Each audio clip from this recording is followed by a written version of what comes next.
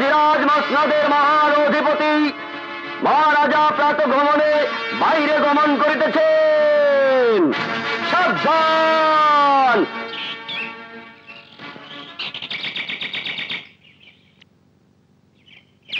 চারিদিকে ময়লা আবর্জনা, পায়ে চলা পথ বৃক্ষের পাতায় ঢাকা।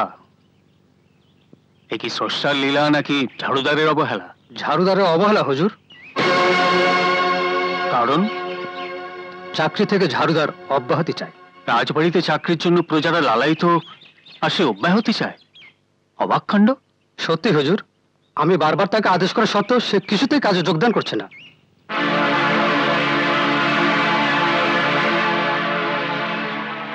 ঝাড়ুদারকে দরবারে তলব করা হোক। না না, আমি যাব না, আমি যাব না, আমি যাব না, আমি ওই রাজার মুখ দেখবো না। না,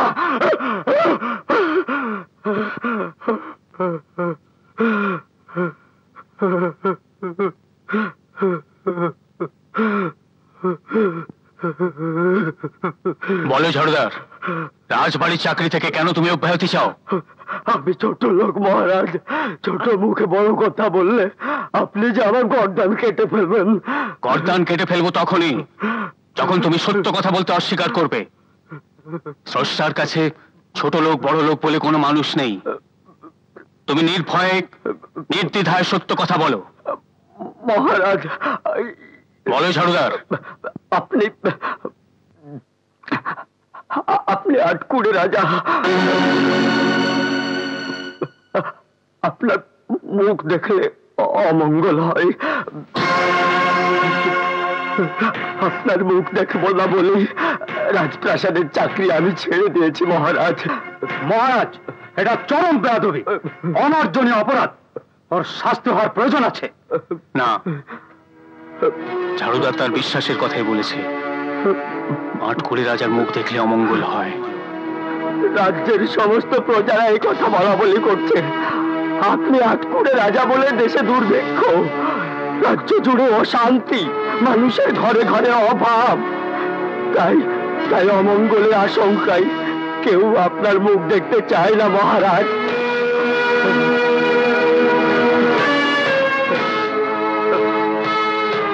আমি তোমাকে মুক্তি দিলাম ঝাড়ুদার, আমার মুখ আর তোমাকে দেখতে হবে না। আপনার মঙ্গল হোক মহারাজ, আপনার মঙ্গল হোক। আমি স্রষ্টার কাছে প্রার্থনা জানাই আপনি যেন সন্তানের পিতা হতে পারেন। বিদায় মহারাজ, বিদায়, বিদায় মহারাজ, বিদায়, বিদায়, বিদায় মহারাজ, বিদায়। এই সেরেছে, সকালবেলায় আটকুড়ে রাজার মুখ দেখতে হইল। আটকুড়ে রাজা মুখ ঘোরা, মুখ ঘোরা, আটকুড়ে রাজা মুখ ঘোরা।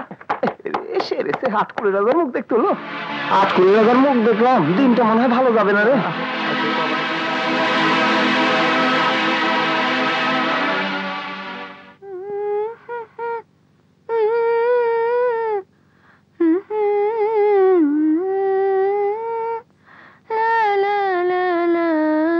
রানী,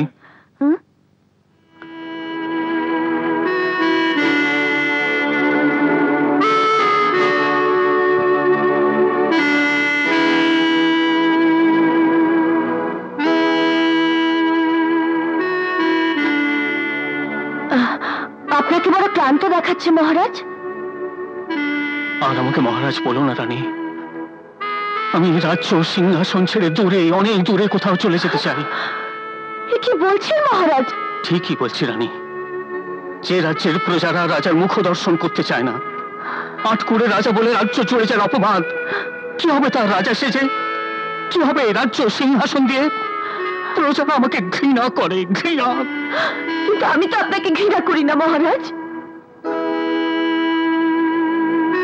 তুমি যে বঙ্গ নারী, শত দুঃখ, শত লাঞ্ছনা, শত পরাজয় বঙ্গ নারী যে স্বামীর পদতলে ঠাঁই চায়। কিন্তু আমি যে নিরুপায়, প্রজার কাছে পরাজিত রাজা, স্ত্রীর কাছে পরাজিত স্বামী, লক্ষ লক্ষ মানুষের অপবাদের বোঝা মাথায় নিয়ে আমি আর বাঁচতে চাই না মহারাজ। না মহারাজ, আমি রাজ্য এই সিংহাসনের দায়িত্ব তোমার উপর দিয়ে আমি চলে যেতে চাই। না মহারাজ, না না না, আমি যে আপনাকে ছাড়া বাঁচবো না মহারাজ, আমি যে আপনাকে ছাড়া বাঁচবো না। আপনি যে আমার জীবনের আলো মহারাজ, আপনি যে আমার জীবনের আলো।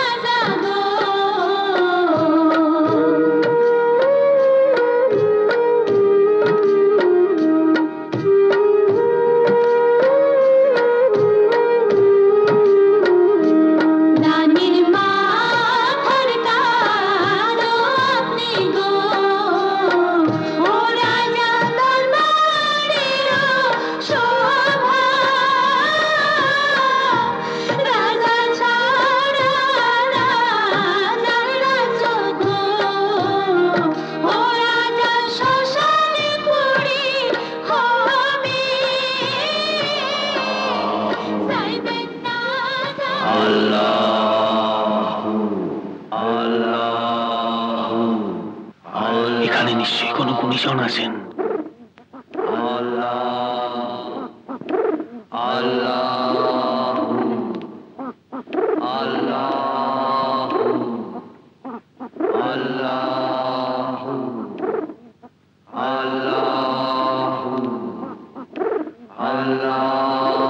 হে দয়াময়, আমার জীবনের সব কথা তুমি জানো।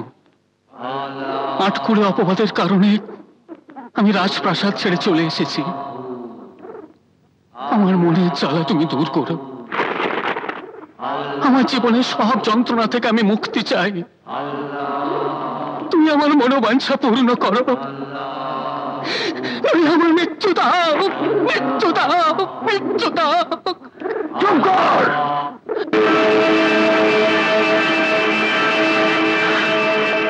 তুই আমার ধ্যান ভঙ্গ করেছিস, অমঙ্গল হবে। অমঙ্গলের ভয় আমি করি না। আটকুড়ে বদনামের কারণে আমি প্রাসাদ ছেড়ে পথে নেমেছি। তাহলে আর কি অমঙ্গল হবে? হবে, তোর সন্তান হবে। আটকুড়ে বদনাম মুছে যাবে। সত্যি বলছেন বাবা? হ্যাঁ, তুই সন্তানের পিতা হবি, ওই সন্তানের অমঙ্গল হবে। বাবা, আমি সন্তানের পিতা হব, এর চাইতে বড় সুখ আমার জীবনে আর কিছু নেই। পিতা হবার পর যত অমঙ্গল তুমি আমাকে দাও, শুধু আমার সন্তানকে অমঙ্গলের হাত থেকে বাঁচাবার পথ বলে দাও বাবা। সন্তানের বয়স 20 বছর পূর্ণ হবার আগেই বিবাহ করাতে হবে, কিন্তু বাসর করতে পারবে না। বাসর রাতেই 10 বছরের জন্য বাণিজ্যে পাঠাতে হবে।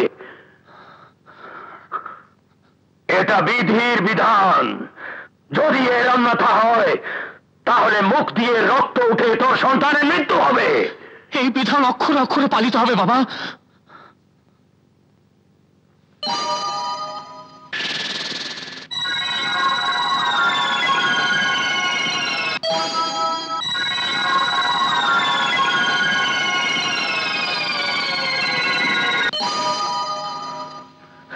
এটা অলৌকিক ফুল। রাত্রি দ্বীপ প্রহরে একাকী এক বস্তরে পুকুরে ডুব দিয়ে ভিজা কাপড়ে এই ফুলের রস রানী খাবে, তুইও খাবি। তারপর স্বামী স্ত্রীর মিলন হলে বিধাতার আশীর্বাদে রানীর সন্তান হবে। এই নে ফুল।